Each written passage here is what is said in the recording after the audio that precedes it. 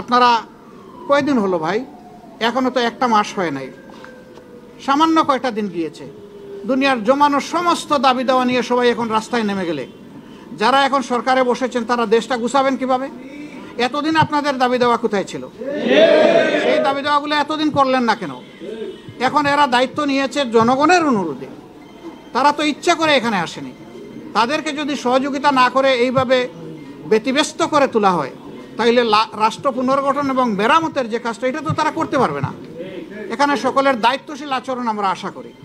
যার যার দাবি আছে একটু ধৈর্য ধরেন। 15.5 বছর যদি ধৈর্য ধরতে পারেন, 2-1 মাস একটু ধৈর্য ধরেন, ওনারা একটু গুছিয়ে আনুক, তারপরে আপনারা স্বাভাবিকভাবে নিয়মতান্ত্রিকভাবে আপনাদের দাবিগুলা তুলে ধরেন। কিন্তু সেইটা করতে গিয়ে আপনারা সচিবালয়ে ঢুকে পড়বেন, আপনারা বিশৃঙ্খল অবস্থা সৃষ্টি করবেন, এটা তো দেশের জনগণ মেনে নেবে না। আপনারা কি দেশের জনগণের বিপক্ষে দাঁড়াতে চাচ্ছেন? এরকম যারা দুঃসাহস দেখাবে, জনগণ কিন্তু তাদেরকে ক্ষমা করবে না। আমরা আশা করব যে তাদের সকলের শুভবুদ্ধির উদয় হবে এবং কারো উস্কানিতে, ষড়যন্ত্রে তারা পা দেবে না। তারা নিজের বিবেক অনুযায়ী চলবে, দেশকে ভালোবাসবে, তারাও এই দেশের পুনর্গঠনে নিজেরা দায়িত্বশীল ভূমিকা পালন করবে। আমরা সকলের কাছে সেই দায়িত্বশীল আচরণ আশা করি। আপনাদের সকলকে ধন্যবাদ। আমাদের এই সাংবাদিক বন্ধু প্রশ্ন করেছেন, গতকাল প্রধান উপদেষ্টা জাতির উদ্দেশ্যেই প্রথম ভাষণ দিলেন, তো তিনি বলেছেন যে 17 দিনও হয় নাই, কিন্তু ইতিমধ্যে অনেক সমস্যা আমাদের দিকে ধেয়ে আসছে। সবাইকে তিনি ধৈর্য ধারণ করার জন্য অনুরোধ জানিয়েছেন, ওনাদেরকে একটু সময় দিতে বলেছেন। সামগ্রিক ভাষণকে আমরা কোন দৃষ্টিতে দেখছি?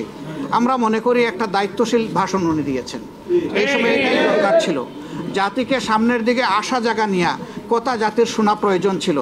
তার বক্তব্যে তার প্রতিধ্বনি হয়েছে বলে আমরা মনে করি। তবে এটা ঠিক যে এই প্রতিধ্বনির মধ্যে আমার আকাঙ্ক্ষা পূরণ না হতে পারে, আরেকজনের আকাঙ্ক্ষা পূরণ না হতে পারে। দেখতে হবে সামগ্রিকভাবে সারা দেশবাসীর আকাঙ্ক্ষার প্রতিফলন হয়েছে কিনা। আমরা মনে করি হয়েছে, এবং আমরা মনে করি তারা এখনও রাইট ডিরেকশনে আছেন। তাদেরকে সেভাবেই এগিয়ে গেলে আল্লাহও সাহায্য করবেন, দেশের জনগণও সাহায্য করবে ইনশাআল্লাহ। আমরা জামাতে ইসলাম হিসেবে আসবো না, এদেশের সচেতন জনগণ হিসাবে আসবো, এবং ছাত্রদেরকে বাদ দিয়েও আসবো না। আমরা তাদের সহযোদ্ধা হিসাবে আসবো। তবে আমরা দোয়া করি এইগুলার যেন প্রয়োজন না হয়, সবার জন্য শুভ বুদ্ধির উদয় হয়।